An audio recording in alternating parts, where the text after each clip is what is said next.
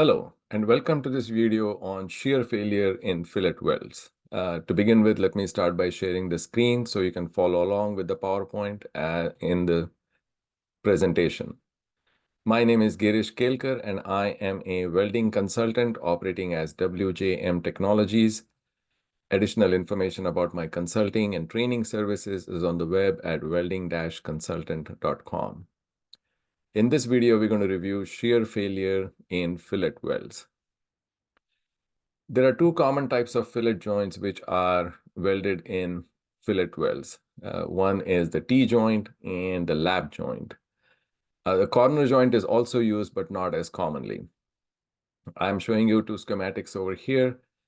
Here's a T-joint with a fillet weld along the length of the weld, along the length of the component, with loading in transverse loading. That means perpendicular direction.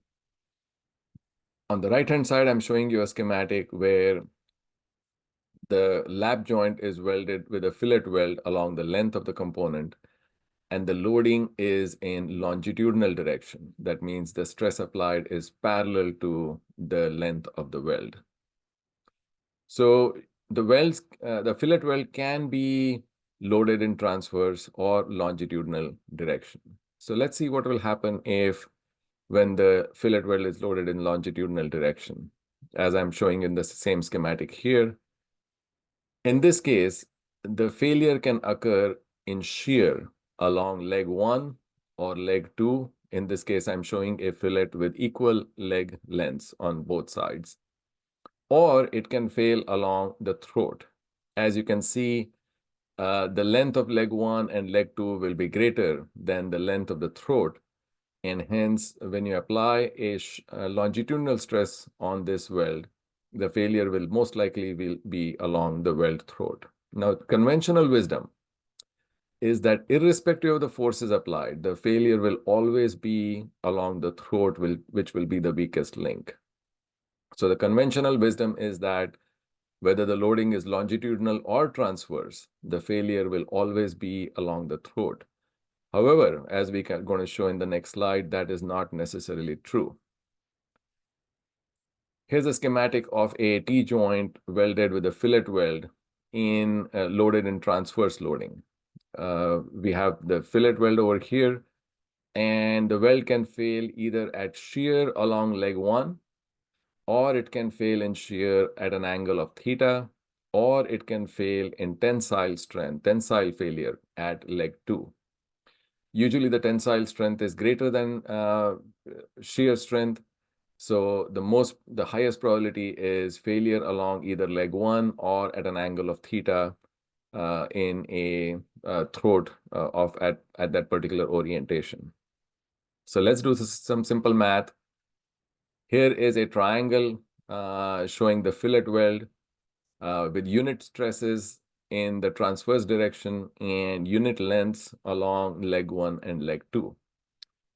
So the force component in theta will be cos theta. The area of the throat at an angle theta will be 0.707 divided by cos 45 minus theta. Essentially, that area will be the length of this throat multiplied by the total length of the weld. So stress at angle theta will be force divided by area and is given by this equation.